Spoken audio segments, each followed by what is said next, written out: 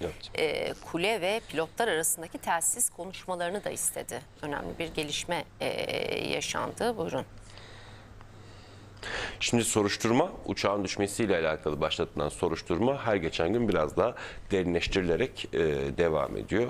Savcılık zaten bir soruşturma başlatmıştı biliyorsunuz. O soruşturmanın nasıl ilerleyeceğine yönelik bazı soru işaretleri vardı akıllarda. Dün itibariyle o soru işaretlerinin pek çoğu aslına bakarsanız giderildi.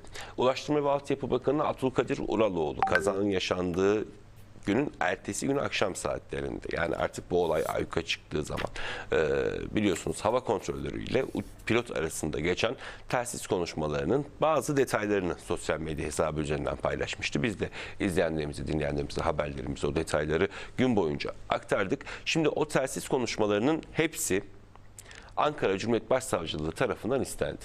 Neden istendi? Ankara Cumhuriyet Başsavcılığı burada herhangi bir şekilde bir hata var mı ona bakacak. Yani hava kontrolörüyle yaklaşma, Esenboğa yaklaşma ünitesiyle pilot arasında geçen diyaloglarda herhangi bir şekilde bir yanlış yönlendirme, bir gecikme durumu var mı yok mu buna bakılacak. Bunun haricinde tabii ki o konuşmaların muhtevası içeriği de yine bilirkişiler, uzmanlar tarafından incelenecek birinci madde arasında yer alıyor. Şimdi bir diğer önemli mevzu pilotların durumu. Pilotlar Ankara'ya geldikten sonra neler yaptılar? Bunlara bakılacak. Nasıl bakılıyor? Şimdi Esenboğa Havalimanı'nın içerisinde kaldılarsa Esenboğa Havalimanı'nın güvenlik kamerası kayıtlarına burada bakılacak, incelenecek. Eğer ki bir otelde kaldılarsa o otel kayıtları yine incelenecek. Pilotların alması gereken bir ilaç var mıydı, yok muydu? Sağlık durumları yine yakından takip edilecek. Yani uçuşa elverişli miydi? Pilotlar uçuşa elverişli miydi? Buna bakılacak. Ya da uçuş öncesinde herhangi bir şekilde bir yasaklı madde kullanımı var mı, yok mu? Yine bu otopsi raporlarıyla incelenecek. Hazır otopsi raporu demişken biliyorsunuz 3'ü mürettebat, 5'i yolcu olmak üzere 8 kişi hayatını kaybetmişti ki o hayatını kaybedenler arasında Libya Genelkurmay Başkanı da yer alıyordu. Tabii böyle önemli bir heyeti taşıyan jet düştüğünde akıllara acaba bir suikast gerçekleşti mi iddiası da geliyor, sorusu da geliyor. Bunu çözebilmenin tek yolu yine otopsi raporu Elif Hakkı Yakutar. O otopsi raporunda da söz konusu kazada hayatını kaybedenlerin hepsinin toksikoloji raporunu, yani bir zehirlenme var mı? Vücuda herhangi bir şekilde bir kimyasal girişi var mı? Buna bakılacak. Buradaki olay şu: uçağın çarpmasıyla beraber mi hayatını kaybetti? Bu bahsettiğimiz 8 kişi ya da içeride yolcu olarak bulunan kabindeki 5 kişi.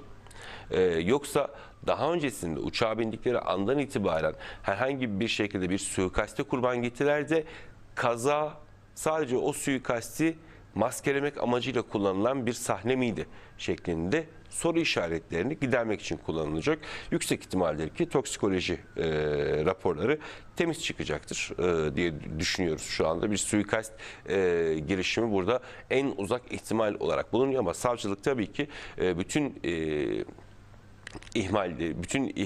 buradaki ihtimalleri değerlendirmek zorunda. Toksikoloji raporuna bakılacak. Yine 4. başlıkta Ankara Cumhuriyet Başsavcılığı uçağın Esenboğa'da yer hizmetlerinde bulunduğu süre içerisindeki bütün güvenlik kamerası kayıtlarını istedi. Gerek uçağın kadraj içerisinde olduğu, gerekse de yine yer hizmetlerinin uçağın çevresinde yer aldığı, uçağı uçmadan önce, yani akşam saatlerinde biliyorsunuz havalanıyor, aradan geçen bir süreç var. O süre içerisinde uçağa yapılan herhangi bir müdahale var mı, yok mu? Bunu anlayabilmek için yine uçağın içerisinde bulunduğu bütün güvenlik kamerası kayıtları istendi. Bu da önemli gelişmelerden bir tanesiydi. Son başlıkta ise uçağın teknik durumu aslına bakarsanız mercek altına alınacak. Tamam, Libya heyetini Ankara'ya getirdi. Buradan da geri götürmesi planlanıyordu uçağın. Ancak teknik olarak yeterliliği var mıydı? Nasıl teknik olarak yeterliliği var mıydı? Yani son olarak ne zaman uçağın bakımları yapıldı? O bakımda hangi işlemler gerçekleştirildi? Daha önceki uçuşlarında, yani Ankara öncesinde gerçekleştirdiği son uçuşlarında herhangi bir şekilde bir arıza kodu verdi mi uçak? Çünkü biliyorsunuz pilotun kuleye yaptığı çağrılarda genel bir elektrik arızası olduğundan bahsediliyor. Yani daha öncesinde söz konusu uçak böyle bir arıza problemi yaşadı mı Ankara öncesindeki uçuşlarında? Eğer ki yaşadıysa nasıl bir teknik müdahalede bulunuldu? Bu teknik müdahaleyi kim yaptı? Uçağın bakımı kimler tarafından gerçekleştirildi?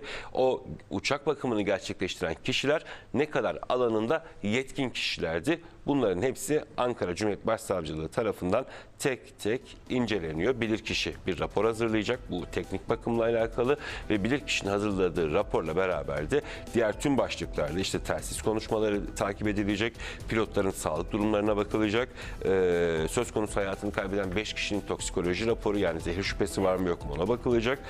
Uçağın da teknik durumuna kontrol edildikten sonra kazanın neden gerçekleştiği aslına bakarsanız yürütülen soruşturma kapsamında ortaya çıkmış olacak. Elif Hakkı Ektar.